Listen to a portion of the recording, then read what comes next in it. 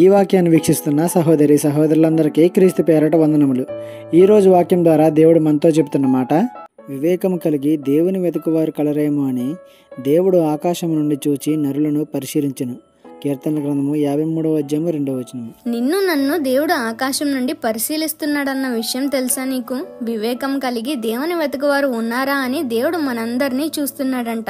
కానీ నీతిమంతుడు లేడు, ఒక్కడనూ లేడు. అందరూ పాపం చేసి దేవుడు అనుగ్రహించు రక్షణను కోల్పోయి నరకానికి పాత్రలవుతున్నారు అని తేల్చి చెప్పారు దేవుడు. నీకున్న తెలివితో, యుక్తితో ఈ లోకంలో దేనిని వెతుకుతున్నావు? మన వెతుకులాటంతా ఏం ఉద్యోగం చేద్దాం, ఏం సంపాదిద్దాం, ఏం తిందాం, ఏం త్రాగుదాం, ఏం వేసుకుందాం, ఏం కొనుక్కుందాం, ఎవరి కాపురాల్లో చిచ్చు పెట్టుదాం, సూటిపోటి మాటలతో ఎవరిని ఎలా చంపుదాం అని వీటిపైనే ఆశ ఉంచుతున్నాం తప్ప మనకి జీవితం ఇచ్చింది ఎవరు? ఎందరికో లేని స్థితిని నాకు అనుగ్రహించింది ఎవరు? ఈ సమయంలో రోడ్ల మీద యాక్సిడెంట్లు అయ్యి ఆరోగ్యం బాగోక హాస్పిటల్ పాలైన వారు ఎందరో ఉన్నారు. కానీ నేను నా కుటుంబం సజీవంగా ఆరోగ్యంగా ఉన్నామంటే ఎవరు కారణం అని ఎప్పుడైనా ఆలోచించావా? ఎప్పుడైనా వీటి వెనుక ఉన్నది ఎవరు అని అన్వేషించావా? ఈ లోకంలో కాదు, దేవునిలో ఉండాలి మన వెతుకులాటంతా. గుర్తుపెట్టుకోండి. ఈ చిన్న సువార్త పరిచర్యలో మీ సహోదరులు. God bless you.